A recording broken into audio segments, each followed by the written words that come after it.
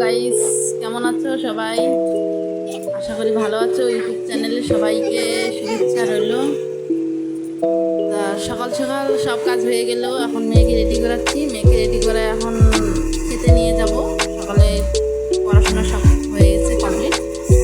তা কতদিন তোমাদের সঙ্গে একটা ব্লগ ভিডিও শেয়ার করতে পারিনি, কারণ মোবাইলটা বন্ধ হয়েছিল।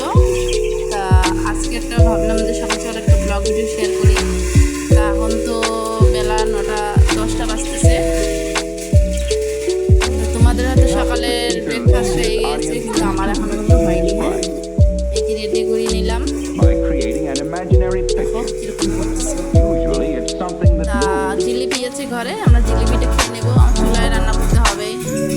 তারপর রেডি করে নিয়েছি, একটু চচ্চড়ি বানাবো। চচ্চড়ি রেডি।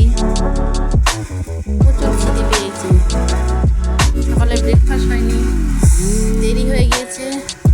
সকালে ঘুম থেকে ওঠা দেরি। এটা একটা ছোটো টুকরা বানাবো।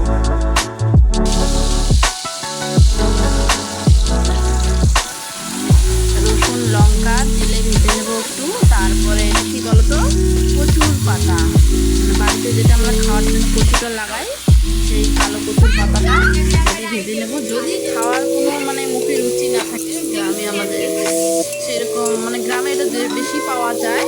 রুচি না থাকলে এটা ভেজে নেবে। বেশি করে লঙ্কা রসুন লবণ তেল দিয়ে একটু ভেজে নেবে।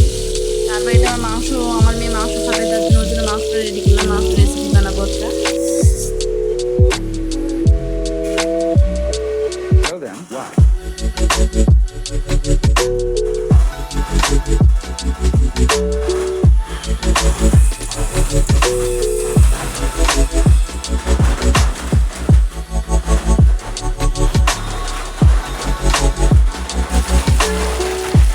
মাংসটা রেডি আর কষানো হয়ে গেছে, ঝোল দিয়ে দিলাম।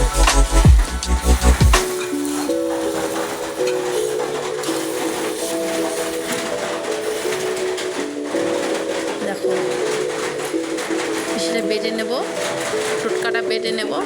এটা ঝাল রসুন দিয়ে একটু বেটে নিয়ে ভাত খেতে বসলে পরে, যদি যার খাওয়ার রুচি থাকবে না, যে খেতে ইচ্ছে করে না কী দিয়ে খাবো, তা আমরা গ্রামে তো তখন এইরকমভাবে আমরা টোটকাটা ব্যবহার করে খাই এবং অনেকগুলো বেশ ভাত খাওয়া যায়। বা